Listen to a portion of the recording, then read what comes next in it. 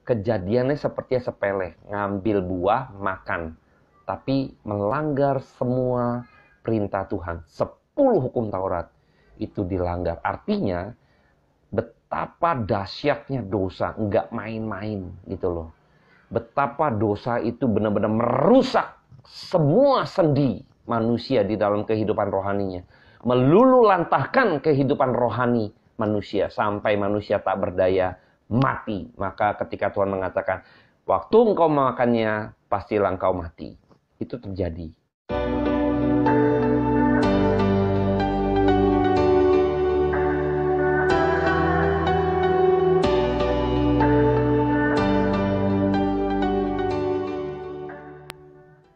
Shalom, selamat malam teman-teman dan rekan-rekan sekalian. Pada malam hari ini saya kembali menyapa kita semua di dalam persekutuan sederhana, tetap di rumah saja, Haleluya Family Ministry. Pada malam hari ini kembali saya akan membicarakan kebenaran firman Tuhan, memberitakan firman Tuhan terkait dengan tema sebenarnya pasal ketiga sudah kita bahas dengan manusia jatuh ke dalam dosa itu, tetapi saya tetap akan mengulik gitu ya, coba mendalami, mengkaitkan kejadian di Taman Eden gitu kan dengan 10 perintah Allah pada malam hari ini yang tetap dibahas di dalam kejadian 3 ini. Karena kejadian 3 ini banyak menguak rahasia-rahasia, kebenaran-kebenaran yang begitu mendalam. Nah, saya coba untuk kita semacam kupas bawang yang kemarin itu sudah berapa minggu kita dari kejadian 3:1 sampai ke 24 kita sudah tuntaskan, mungkin balik kulit luarnya doang. Nah, saya coba mendalami lagi. Nah, pada malam hari ini sebelum kita mulai, saya akan berdoa buat setiap kita. Bapa dalam surga, terima kasih buat kebaikan Tuhan dan buat anugerah daripada Allah, kemurahan daripada Tuhan. Kembali kami boleh menikmati kehadiran Tuhan di dalam kesederhanaan ini. Tuhan, kami mohon Tuhan berbicara atas setiap hati dan pikiran kami, sehingga firman Tuhan yang boleh kami dengar sungguh boleh menjadi bagian daripada pengetahuan kami, untuk pengertian kami makin mendalam dan mengenal Kristus, mengenal firman-Mu yang hidup itu Tuhan, sehingga hidup kami diberkati oleh perkataan-Mu. Terima kasih Bapa, hanya di dalam nama-Mu yang kudus, hamba-Mu menyerahkan waktu-waktu ke depan ke dalam tangan Tuhan. Berkatilah kami Tuhan Yesus. Amin.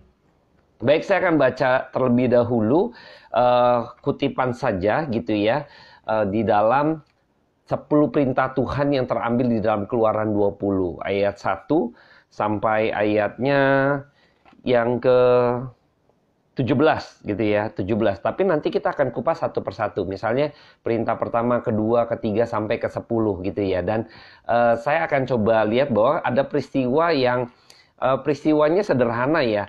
Adam dan Hawa pada waktu jatuh dalam dosa karena Hawa pada waktu itu tergiur memakan buah pengetahuan yang baik dan jahat, lalu dia memakannya lalu memberikannya kepada Adam, lalu mereka akhirnya jatuh dalam dosa, mereka malu, mereka menutupi, bersembunyi dan lain sebagainya. Itu sudah kita bahas.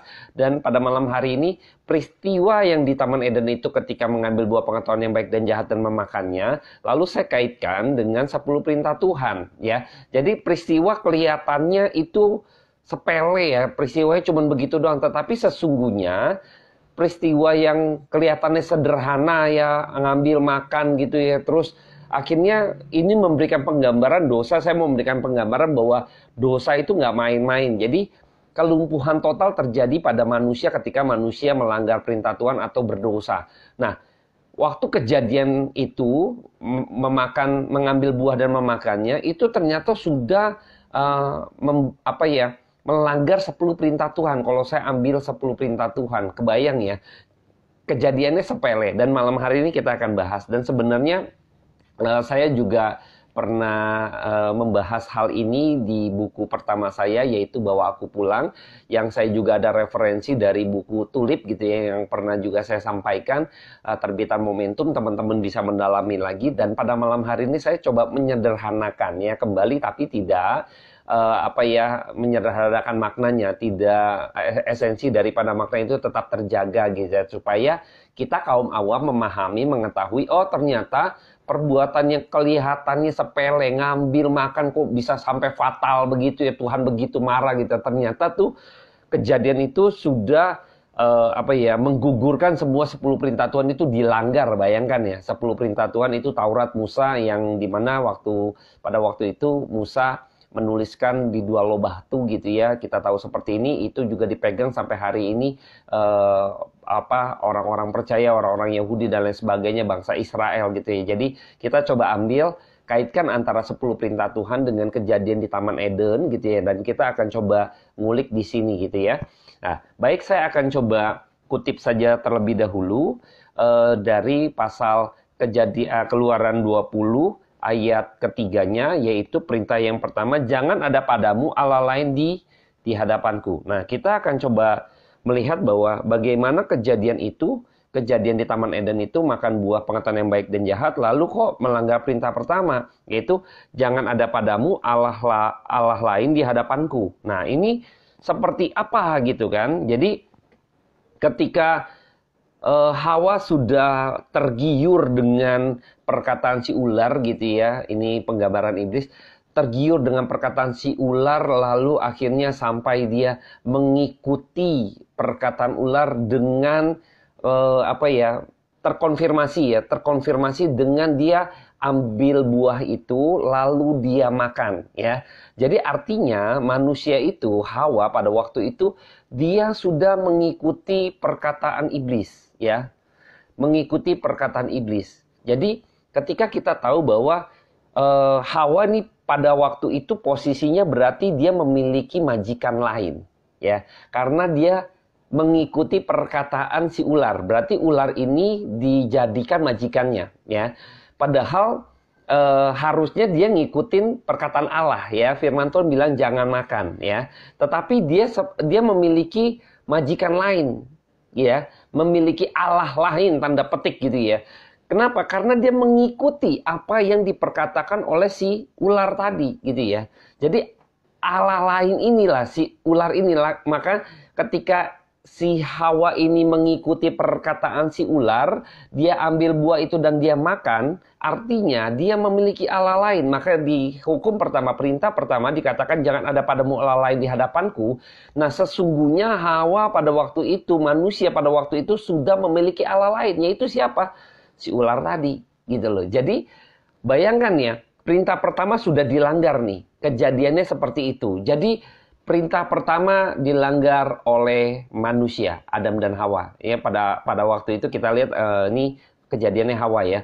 Jadi dia mengikuti perkataan tuannya, tuan yang baru ya. Jadi seorang ya, kalau orang mengikuti berarti kan dia anak buahnya gitu ya. Kalau ada satu perintah komando gitu kan, maka yang mengikuti itu kan mengikuti komando ada pemimpinnya gitu ya. Jadi nah, si Hawa ini mengikuti kegiatan dia, aktivitas dia, mengambil buah pengetahuan yang baik dan jahat dan makan. Dia mengikuti tuannya yang baru, yaitu siapa? Si ular. Makanya ada Allah lain, ya, ada Allah lain. Dia mengikuti Allah lain, ya, mengikuti perkataan si ular berarti juga mengikuti Allah lain. Ada Allah lain yang dia ikuti, yaitu si ular tadi. Nah, ini termakan dengan rayuan perkataan si ular dan dia benar-benar ngikutin gitu ya. Nah, ini sudah menjadi Allahnya si Hawa tadi yang baru gitu. Karena dia menaati, mematuhi, mengikuti perkataan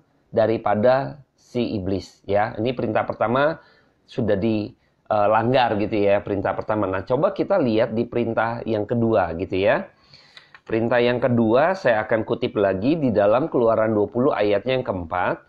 Jangan membuat bagimu patung yang menyerupai apapun ya. Nah, ini membuat patung. Nah, apakah Adam dan Hawa atau Hawa membuat patung gitu kan?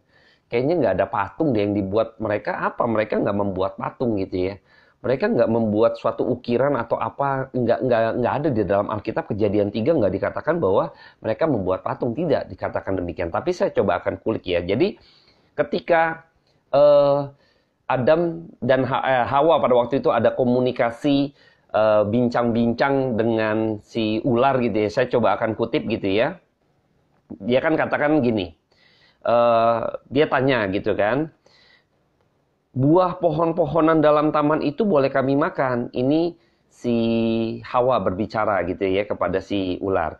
Tetapi tentang buah pohon yang ada di tengah-tengah taman, Allah berfirman, jangan kau makan ataupun rabah buah itu, nanti kamu mati. Ini Hawa bilang. Tetapi iblis, perhatikan perkataan iblis ini, perbincangannya menarik. Sekali-kali kamu tidak akan mati. Tetapi Allah mengetahui, ya, Allah mengetahui bahwa pada waktu kamu memakannya, matamu akan terbuka dan kamu akan menjadi seperti Allah, tahu tentang yang baik dan yang jahat. Allah juga tahu gitu loh. Allah tahu kok kalau waktu kamu makan, kamu akan terbuka dan akan mengetahui dan seperti Allah, baik dan jahat, mengetahui dan kamu bisa menjadi seperti Allah. Dan ini apa ya, paradigmanya diganti, definisinya diganti, kerangka berpikirnya diganti gitu loh. Jadi akhirnya si Hawa itu memiliki satu imajinasi, bayangan gitu ya. Di dalam imajinasi ada bayangan bahwa oke, saya bisa seperti Allah. Memiliki bayangan Allah. Allah yang dibentuk dari keinginan manusia tadi menjadi seperti Allah. Jadi ada satu ada satu imajinasi yang ada di dalam pikiran Hawa ketika mendengar perkataan daripada si ular. Ketika itu iblis mencoba meletakkan definisi baru, meletakkan satu pengertian baru, meletakkan satu kebenaran yang baru di dalam pikiran manusia, dalam hal ini Hawa. Lalu Hawa ini mencoba untuk membangun kembali kerangka berpikir yang sudah diletakkan tadi oleh si ular tadi, sehingga dia membangun imajinasinya seperti Allah. Bayangkan, dia jadi membuat image Allah dalam keinginan manusia tadi, keinginan manusia yang ingin seperti Allah di dalam pikirannya. Ya, jadi membuat patung itu jadi image gitu ya. Jadi seperti berhala, jadinya itu menjadi berhala di dalam pikirannya. Jadi memiliki konsep Allah yang salah, Allah yang dibentuk dari keinginan manusia yang ingin menjadi seperti Allah. Kebayang ya? Jadi manusia terbatas gitu kan, Allah tidak terbatas. Lalu manusia yang terbatas ini mencoba membangun imajinasinya konsep Allah yang dari manusia terbatas tadi ya. Nah, ini kan sudah membuat patung gitu ya. Jadi sudah membuat berhala di dalam dirinya, dalam pikirannya. Maka ini perintah kedua dilanggar gitu ya. Image, membuat patung, membuat imajinasinya kepada pengertian kepada Allahnya, konsep mengenai Allahnya dari manusia yang berdosa tadi gitu ya. Jadi ini juga sudah dilanggar, ini udah di break gitu ya kan, atau didobrak gitu kan, dipatahkan gitu kan, nggak mengikuti. Ini melanggar perintah yang kedua. Kebayang ya, ini bahaya sekali ya, kejadiannya sederhana gitu ya. Nah, kita akan coba lagi mendalami lagi gitu ya. Kita tahu bahwa pada waktu kita berpikir sesuatu, maka kita juga memiliki satu baal sebenarnya di dalam imajinasi kita ya, membuat imajinasi. Lalu biasanya kalau kita misalnya berkarya melukis, lalu dia punya imajinasi ditumpahkan ke dalam sebuah lukisan ataupun tulisan dalam pemikiran kita, lalu kita tumpahkan di dalam sebuah tulisan ataupun karya gitu ya. Nah, itu pun sama gitu ya, dalam Hawa pada waktu itu dia mencoba dibangun pikirannya dari ular itu, di brainwash gitu ya, cuci otaknya gitu ya, diganti dengan ini loh, Allah juga tahu gitu loh, kamu bisa seperti Allah gitu.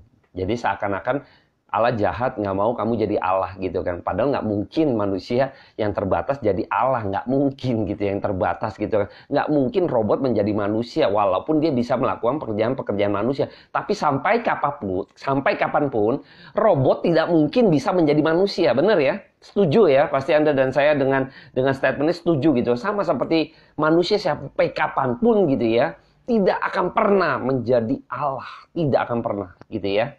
Nah, ini imajinasi ini akhirnya dikembangkan oleh Hawa, terkonfirmasi ketika dia mengikuti perkataan itu, dia makan.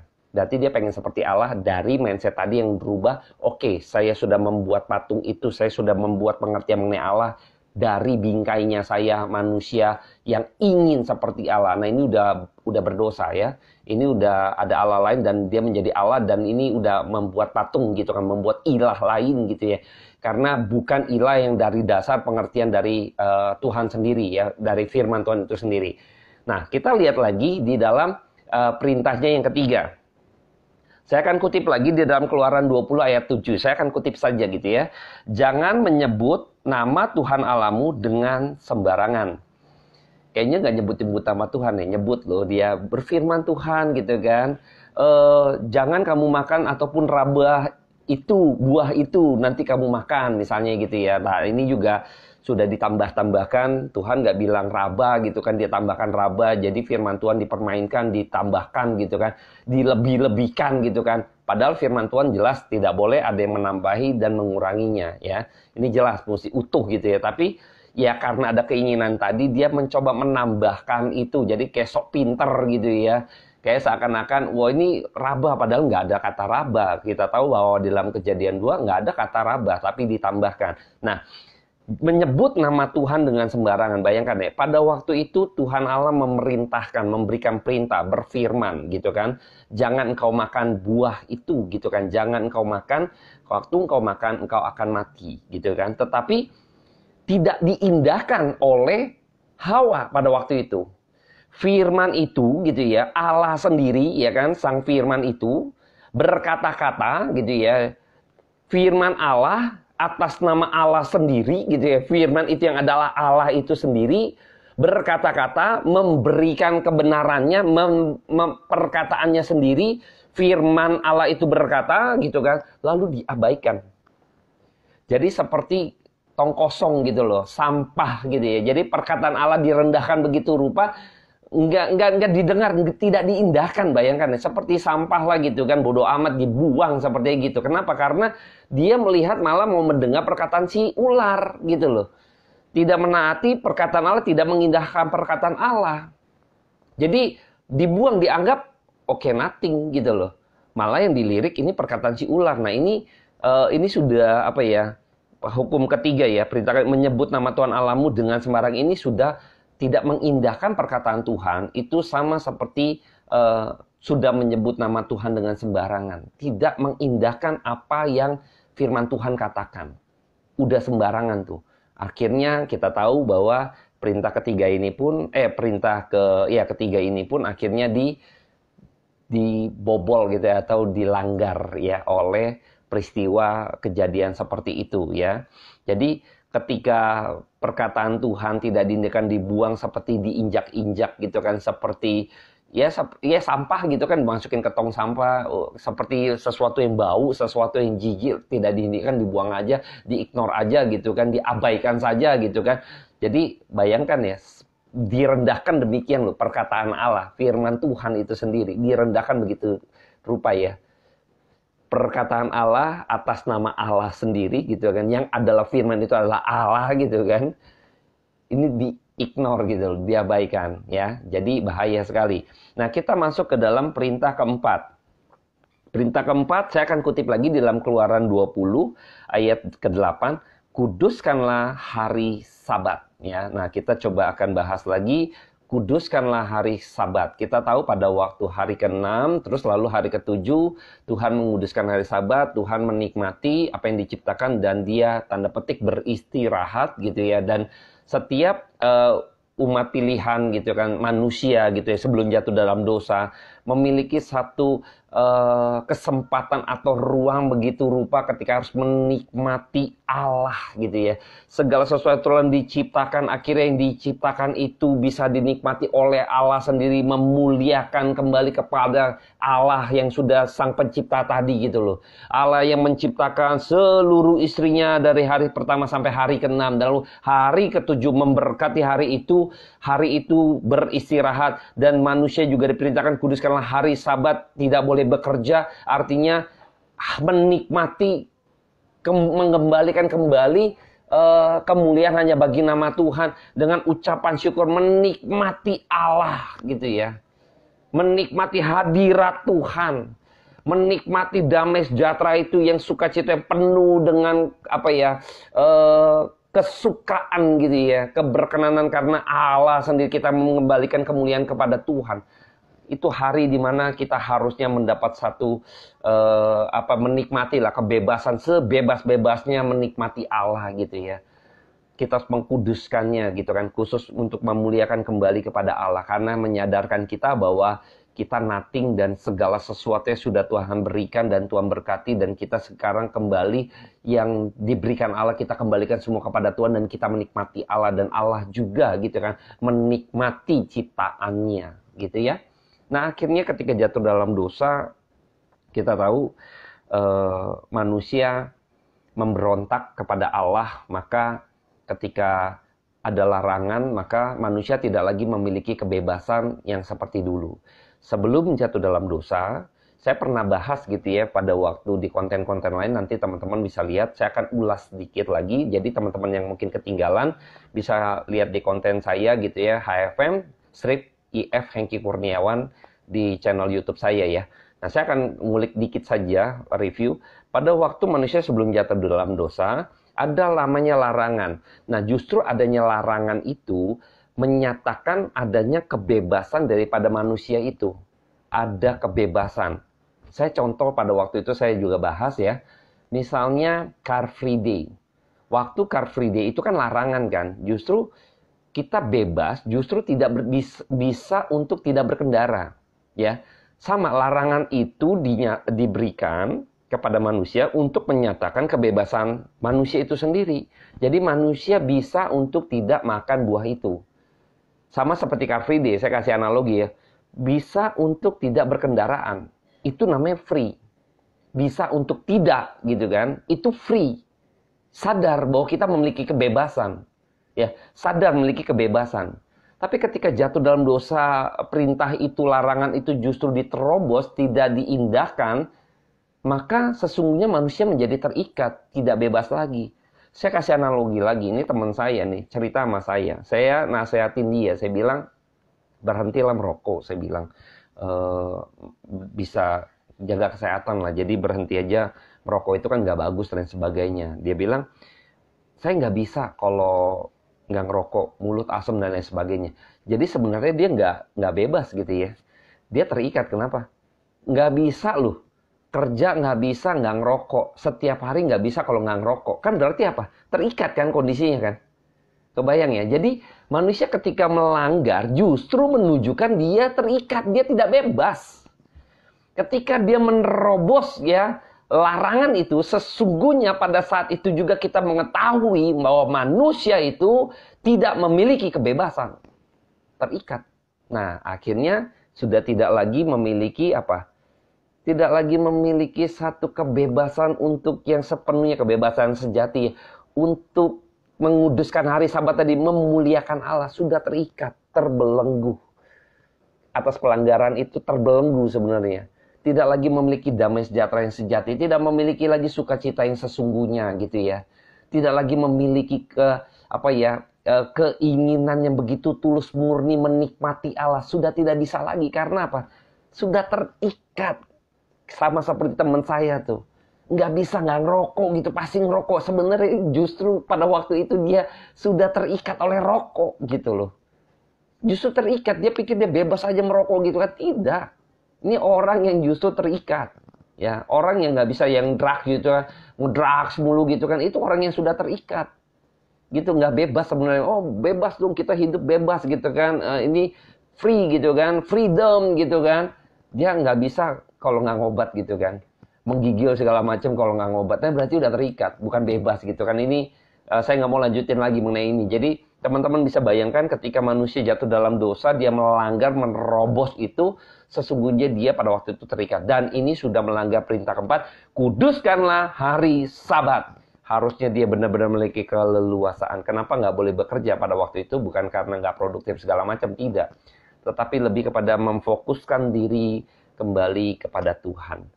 Menikmati hadirat Tuhan, mengucap syukur, mengembalikan segala sesuatu yang sudah Tuhan berikan, kita kembalikan untuk kemuliaan Dia. Sebenarnya itu, ada kebebasan itu. Yang kita bisa menikmati Allah dengan baik gitu ya. Nah ini dilanggar.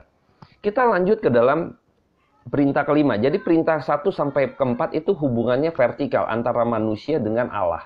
Nah, hukum kelima sampai ke-10 itu hukumnya sifatnya horizontal, antar sesama. Ya, manusia satu dengan manusia yang lain gitu ya. Nah, kita masuk di hukum kelima. Saya akan kutip lagi di dalam Keluaran 20 ayat 12. Hormatilah ayah dan ibumu. Ini juga dilanggar. Tuhan Allah sebagai orang tua ya, Bapa gitu ya, yang menciptakan, Sang Pencipta. Manusia sebagai anak yang dicipta, maksudnya ya, yang dicipta sebagai anak gitu ya. Jadi Tuhan Allah sebagai orang tua karena Sang Pencipta, lalu menciptakan manusia yang dicipta sebagai anak. Ini ada hubungannya antara pencipta dan yang dicipta. Nah, sama seperti ayah, ibu, dan anak. Jadi ada hubungannya antara orang tua dan anak gitu ya. Ini hubungan gitu ya. Nah, disuruh menghormati. Ketika manusia tidak lagi mengindahkan perkataan Tuhan, memilih mengindahkan perkataan si iblis, sesungguhnya dia sudah tidak lagi menghormati orang tuanya.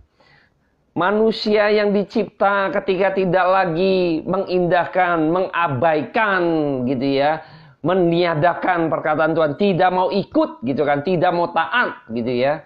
Dia malah justru taat kepada perkataan iblis. Maka sesungguhnya sudah tidak lagi memiliki penghormatan kepada Allah. Tidak lagi menghormati seperti anak menghormati orang tuanya. Tidak lagi memiliki penghormatan itu. Jadi makanya nggak ada respeknya lagi gitu ya. Jadi disinilah perintah kelima itu akhirnya juga dilanggar oleh manusia ketika kejadian itu yang kayaknya sepele gitu ya. Tapi fatal ya, bayangkan nih. Kejadian begitu doang itu ngambil, makan. Terus udah lima perintah kita bahas dan dilanggar nih.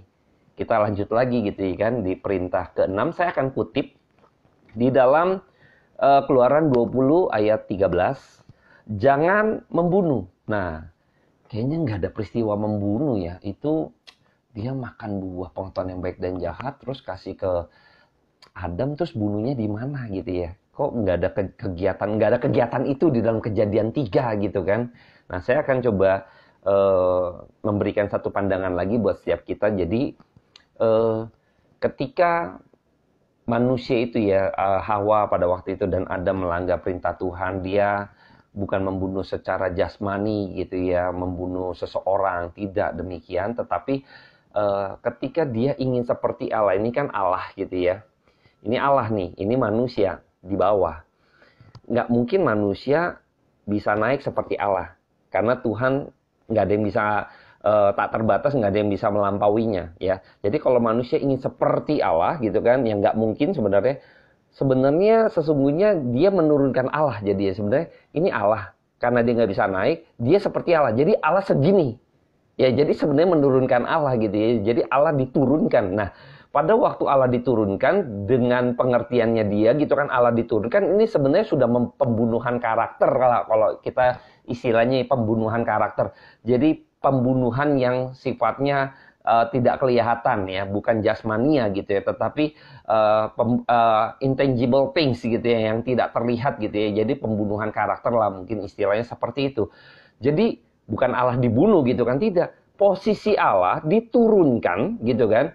Jadi dia sebenarnya bukan Allah gitu loh. Aku juga Allah, sama seperti engkau. Yang dia nggak bisa naik, tapi malah dia turunkan Allah. Nah ini kan pembunuhan karakter. Allah ada di sini, kenapa engkau turunkan? Gitu kan. Engkau nggak bisa nyamakan gitu kan. Caranya gimana? Turunkan dia supaya sama. Nah ini kan udah menurunkan, itu sudah pembunuhan karakter. Tidak memberikan posisinya yang sebagaimana mestinya gitu loh.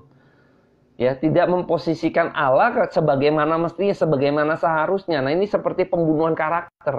Ya, pembunuhan karakter. Nah, ini perintah yang ke-6 pun akhirnya dilanggar gitu ya. Ini dahsyat ya. Jadi kejadiannya kayak gitu. Jadi seakan-akan tuh otoritas daripada Allah tuh ya sama seperti manusia tadi, nggak ada otoritasnya lagi. Jadi nggak dianggap dia itu Allah yang seperti yang tadi, yang seharusnya. Yang nggak punya otoritas, saya juga punya otoritas. Kayak diturunin, jadi otoritasnya nggak ada seperti ya pembunuhan karakter. Enggak, karakternya nggak gini, nggak. Maksudnya gini, Tuhan itu sama seperti saya juga seperti Tuhan, gitu loh. Nah ini kan apa ya, karakternya, tanda petik ya, karakternya Allah gitu kan, sudah dibunuh gitu kan, diridus gitu oleh mereka, oleh manusia yang berdosa maksudnya gitu ya. Dengan dia melanggar itu, sebenarnya dia sedang meridus otoritasnya Allah gitu kan, sedang meridus kuasanya Tuhan gitu kan, sedang meridus hal-hal demikian, atribut-atribut Allah diridus oleh mereka. Jadi pembunuhan karakter. Sekali lagi ya, bukan pembunuhan secara jasmania. Kita lanjut lagi ke perintah ketujuh. Jangan berzina. Keluaran 20 ayat 14 gitu kan. Kita nggak lihat ada satu perzinahan gitu ya. Nah sama di sini juga bukan perzinahan secara jasmani gitu ya. Karena manusia cuma dua doang kok Pak. Cuman Adam dan Hawa, gimana dia selingkuh, gimana dia berzina sama siapa? Sama ular kan gitu kan.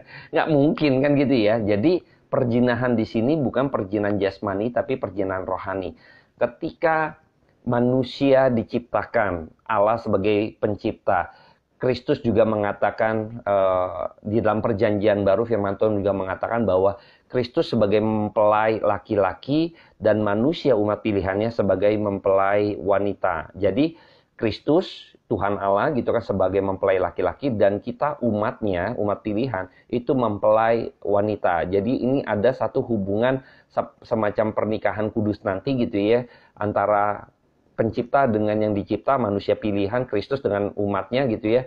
Ini ada hubungan seperti suami istri atau pasangan gitu ya, yang dimana ada kesetiaannya gitu ya, ada kesetiaannya. Jadi manusia yang berdosa ketika justru tidak setia lagi, artinya ketika dia memilih, Hawa memilih perkataan, menuruti perintah atau perkataan si ulam, sesungguhnya tidak lagi setia, tidak memiliki kesetiaan lagi. Dia lebih mengikuti, menuruti perkataan tetangga gitu ya, misalnya seperti itu. Jadi sama, tidak lagi menuruti perkataan misalnya hubungan suami istri ya, tidak lagi setia kepada pasangannya. Dia sudah setia, dia mengikuti kepada perkataan si ular itu, dia sudah menyimpang, unfaithful, jadi nggak setia lagi. Ya, jadi mengikuti itu maka kita tahu bahwa terjadi perselingkuhan atau semacam ketidaksetiaan yang dilakukan manusia. Tidak lagi berpegang pada perkataan Tuhan yang adalah penciptanya, yang adalah mempelai laki-laki. Kalau kita bicara Kristus dengan umat pilihan, tidak lagi berpegang pada perkataan Tuhan, tidak lagi setia, tetapi justru mengikuti perkataan lain. Sama seperti bangsa Israel. Ketika menyimpang dia justru mengikuti Baal, membangun Baal dan lain sebagainya. Dan saya nggak bahas itu. Dan kita tahu bahwa ketidaksetiaan inilah yang dianggap sebagai jangan berzina tadi. Ini terjadi perzinahan secara rohani.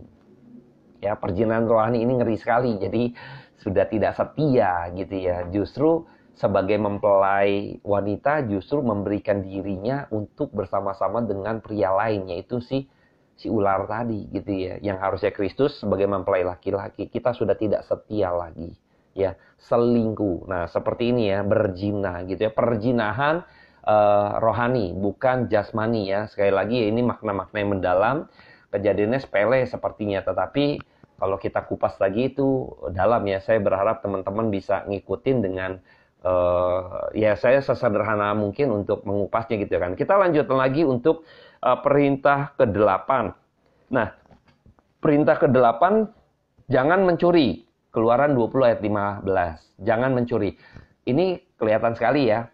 Kan Tuhan udah bilang gitu kan, jangan, terus itu kan yang punya Tuhan ya. Jadi seluruhnya itu yang punya Tuhan, lalu Tuhan kasih larangan, Tuhan kasih perintah, dia malah melanggar itu terus dia ambil ya, yang bukan punya kamu yang nggak boleh ya, kamu ambil jelas-jelas. Kalau mencuri jelas ya, mengambil buah pengetahuan yang baik dan jahat yang dilarang oleh Tuhan, itu udah kelihatan jelas itu mencuri ya. Jadi kelihatan sekali mencuri gitu ya. Jadi yang bukan haknya dia mau ambil. Sama seperti tadi ya, dia bukan Allah, dia ingin seperti Allah, dia mengambil haknya Tuhan sebagai Allah gitu ya. Jadi dia juga seperti Allah gitu kan. Jadi otoritas Allah diambil, kuasa Tuhan diambil. Nah itu juga mencuri juga, bukan secara jasmani saja pohon tadi kita kelihatan buahnya, tetapi otoritas daripada Allah, kuasa daripada Allah, atribut Allah diambil oleh manusia. Jadi kemuliaan Tuhan diambil oleh manusia. Ya, yang tadi diturunkan, ya kan, kemuliaan Tuhan diturunkan oleh manusia. Jadi seakan-akan manusia mengambil kemuliaan itu, mencuri kemuliaan Tuhan, mencuri kuasa Tuhan, mencuri otoritas daripada Allah. Karena saya juga bisa seperti saya ini seperti Allah, kita rekan kerja, misalnya seperti itu. Nah ini bahaya, ya.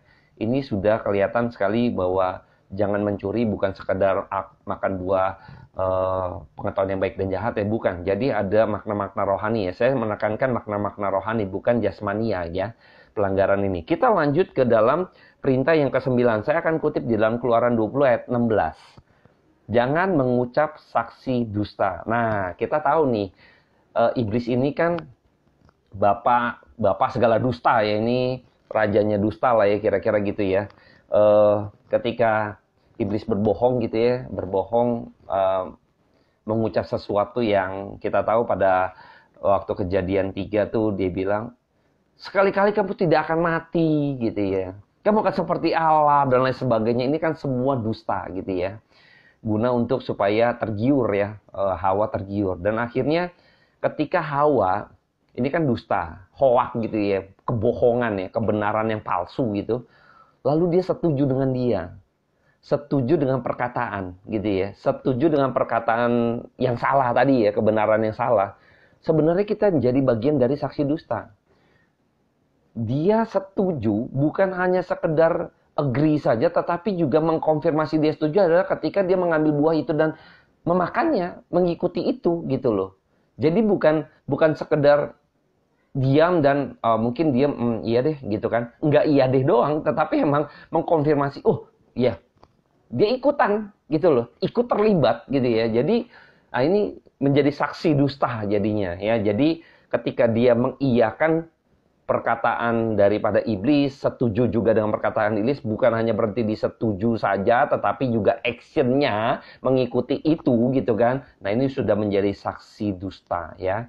Nah, makanya perintah ke-9 pun akhirnya dilanggar gitu ya. Jadi sama seperti Tuhan Yesus pada waktu itu banyak yang dustain gitu kan.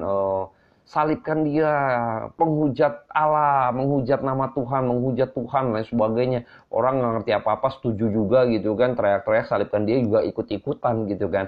Terus ikut-ikutan juga semacam ngikutin, ngeledekin, ngejekin, wah itu udah setuju dengan kebenaran yang palsu atau kebohongan. Nah kita bisa jadi saksi dusta. Dan kita hati-hati kalau misalnya ada hoak, kita juga setuju, apalagi zaman teknologi gini, hati-hati jangan sampai teruskan aja gitu kan. Baca dulu bener apa enggak gitu kan. Kita bisa jadi saksi dusta tuh, apalagi di era digital seperti ini. Jadi hati-hati teman-teman ya. Ya rekan-rekan semua, saya berharap hati-hati dengan seperti ini. Kita lanjutkan di perintah ke-10 ya. Perintah ke-10, perintah yang terakhir, jangan mengingini, di dalam Keluaran 20 ayat ke-17 ya, jangan mengingini. Nah, kita udah tahu tuh pada waktu iblis menawarkan bahwa seperti Allah gitu ya. Engkau bisa seperti Allah. Sekali-kali kamu tidak akan mati, tetapi Allah mengetahui bahwa pada waktu kamu makannya matamu akan terbuat dan kamu akan menjadi seperti Allah gitu ya. Ini adalah satu keinginan yang ditaruh gitu ya. Keinginan ini gitu ya. Jadi jangan mengingini, justru malah dilanggar. Ini udah jelas-jelas ya. Perintah ini dilanggar. Ketika sudah ngelihat buah pengetahuan yang baik dan jahat aja, itu sudah ada dalam pikiran gitu ya. Saya coba kutip kejadian itu, Kejadian 3 ayat 6. Perempuan itu melihat bahwa buah pohon itu baik untuk dimakan dan sedap kelihatannya gitu kan. Lagi pula pohon itu menarik hati karena memberi pengertian gitu ya. Lalu ia mengambil dari buahnya dan dimakannya dan diberikan juga kepada suami yang bersama-sama dengan dia dan suaminya pun memakannya. Jadi kita kalau sudah mengimagine aja yang tadi ya ini semua berkaitan ya. Kita berimajinasi saja terhadap lawan jenis misalnya, itu pun sudah ada keinginan gitu kan. Maka Tuhan melarang bahwa kamu sudah ada di otak kamu aja nih, pikiran saja gitu kan, kamu sudah berzina gitu loh. Ada keinginan itu gitu kan, itu sudah berzina gitu. Nggak harus berzina secara jasmani gitu loh. Tidak, tetapi dalam pikiran saja gitu kan sudah dianggap berzina. Bayangkan ya, imagine tadi, jadi yang tadi berhala lain sebagainya gitu. Jadi kita tahu bahwa kejadiannya sepertinya sepele, ngambil buah, makan. Tapi melanggar semua perintah Tuhan. 10 hukum Taurat itu dilanggar. Artinya, betapa dahsyatnya dosa, nggak main-main gitu loh. Betapa dosa itu benar-benar merusak semua sendi manusia di dalam kehidupan rohaninya. Melululantahkan kehidupan rohani manusia sampai manusia tak berdaya mati. Maka ketika Tuhan mengatakan, waktu engkau memakannya, pastilah engkau mati. Itu terjadi. Nah, 10 perintah Allah menggambarkan kejadian tersebut yang melanggar 10 perintah Allah menggambarkan bahwa manusia sesungguhnya sudah mati. Bahaya sekali ya, dosa tuh sampai begitu rupa menghancurkan manusia. Sampai nggak ada ampun gitu ya. Hancur. Jadi ngeri ya kalau dengar seperti ini. Tetapi kita bersyukur karena di dalam keberdosaan justru karena kita manusia berdosa kayak seperti ini nggak mungkin mengenal Tuhan. Akhirnya kita bersyukur kalau hari ini kita boleh belajar firman Tuhan. Itu artinya Anda dan saya ada kuasa Roh Kudus yang sudah dipulihkan. Kalau nggak mungkin kok. Orang yang belum dipulihkan, belum mendapat panggilan daripada Tuhan, nggak mungkin datang dan mau belajar, apalagi belajar firman Tuhan seperti ini. Jadi kita bersyukur. Kalau kita pada malam hari ini, kita mau merenungkan kepada firman Tuhan, kita mau belajar firman Tuhan, kita mau mendengarkan firman Tuhan, kita mengindahkan perkataan Allah, sesungguhnya hidup kita sedang dipulihkan Tuhan. Dan sudah dipulihkan Tuhan, dan terus Tuhan akan perbaharui. Maka kita bersyukur pada malam hari ini, kita mempelajari betapa ganasnya dosa. Ya, sehingga kita mengetahui hal ini, semakin bersyukur atas anugerah Tuhan yang Tuhan limpahkan buat setiap kita. Ini tujuannya. Ketika Anda dan saya tahu, tidak mungkin dosa itu sudah melululantahkan kita. Maka tidak mungkin lagi kalau bukan karena anugerah Tuhan. Dan kita makin bersyukur di hadapan Tuhan. Nah, ini tujuannya supaya kita makin bersyukur di hadapan Tuhan, makin cinta Tuhan. Dan semakin hari ketika kita mengindahkan perkataan Tuhan, tandanya Tuhan sedang menuntun kita kepada pengetahuan, pengertian, dan kepada padang rumput yang hijau. Yaitu apa? Mengenal Dia dengan sungguh. Terpujilah nama Tuhan. Biarlah pada malam hari ini semuanya diberkati oleh Tuhan. Kita akan bahas lagi, mengulik lebih dalam lagi untuk kisah-kisah di kejadian khususnya gitu kan. Pada malam ini saya akan berdoa buat setiap kita. Bapa dalam surga, terima kasih buat kebenaran firman Tuhan yang boleh kami dengar pada malam hari ini. Hamba-Mu menyadari ada keterbatasan di dalam pengupasan. Mari Tuhan tolong, biarlah umat pilihan-Mu yang ada di luar sana, yang di rumah, boleh diberkati oleh Tuhan, oleh karena Tuhan sendiri yang merajai, mengurapi, memakai setiap perkataan hamba-Mu yang terbatas. Biarlah Roh Kudus-Mu menerjemahkannya dengan begitu sigap, dengan begitu luar biasa Tuhan, membukakan, mencelikan, mencerahkan Tuhan. Sehingga kami boleh bersyukur di hadapan Tuhan, dan kami boleh terus makin hari mendapat kasih karunia daripada Tuhan, kemurahan Tuhan untuk mengenal Kristus yang benar. Sehingga kami tidak disesatkan dengan ilah-ilah zaman sekarang ini Tuhan. Terpujilah nama Tuhan. Hamba menyerah dalam tangan Tuhan di dalam nama Tuhan Yesus Kristus. Diberkatilah kami oleh karena perkataan Allah yang pada malam hari ini boleh kami dengar adalah perkataan-Mu sendiri yang bersifat kekal, yang menghidupkan kerohanian kami. Dalam nama Tuhan Yesus Kristus kami ucap syukur. Amin. Terima kasih teman-teman dan rekan-rekan yang sudah berbagian. Selamat malam, Tuhan Yesus memberkati. Tetap semangat belajar firman Tuhan.